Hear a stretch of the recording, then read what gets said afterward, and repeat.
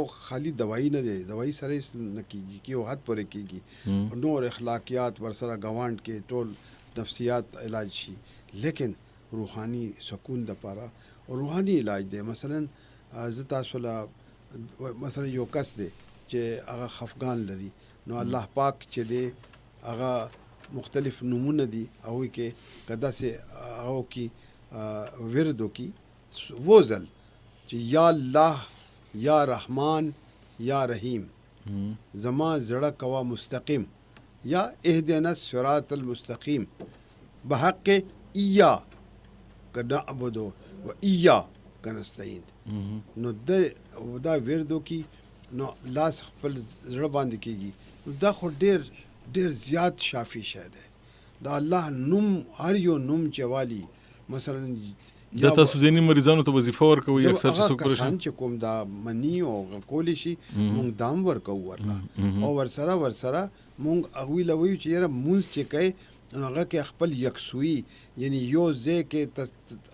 څنګه تصور به کوي چې ته مونځ کوې ته خو وایي چې مالو خوا الله نه ښکاري،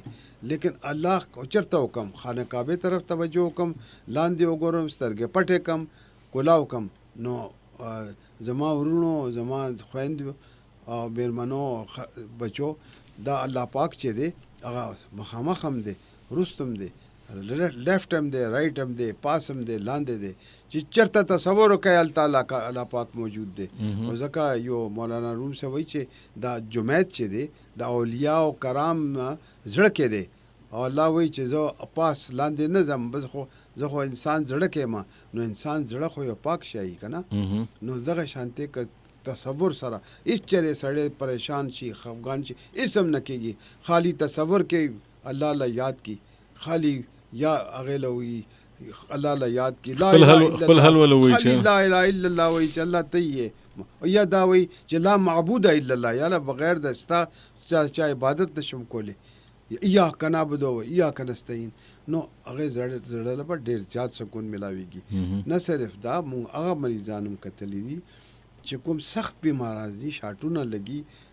لیوني شوي وو، هغوی چې کوم وخت علاج وشو ټیک شو، نو هغوی لا چې کوم مونږ دې طرف لا اوړل، نو هغه کسان بهتر شوي دي. یو بل خبره کوم چې الحمد شریف صورت فاتحه کیا بات ہے، صورت فاتحه وہ ځل صورت فاتحه وای اول او آخر درود شریف درې ځل یو ځل یا و ځل هر کله چې ویلی شي، او بیا هغه باندې وپوکئ دلته زړه باندې کېدی. دا خو لاس پوکې ورکړه په زړه کېدی، بالکل زړه کېدی. الحمد شریف وای پوکې وکې دلته زړه خالی بسم الله وای، خالی بسم الله هغه کې درې نومونه دي، الله یا رحمان یا رحیم. دې کې بعضې خلک وایي چې اسم اعظم هم دی، بسم الله الرحمن الرحیم وایي او خپل زړه باندې کېدی. پخوا داسې هم کسان نو چې بسم الله ویل چېرته اکدل نو هغه دردونه هم ټیک کېدو. نو بسم الله هم ډېر لوی وظیفه ده، دې کې هم ډېر زیات. ستاسو غوندې ډاکټران چې کوم دي خو په دې خبرو باندې ډېر زیات یقین نه ساتي، نو دا چې کوم تاسو کوئ په خپل مریض باندې، نو د دې څه نتیجې راوتې تر اوسه پورې؟ بالکل دا بین الاقوامي طور باندې ویسټ باندې امریکا مختلف ځایونو کې هغوی صورت رحمان ولګول، مریضانو لا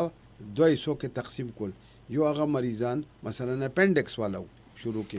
ډېر، نو اپینډکس سرجری شو، هغه مریضان چې چا صورت رحمان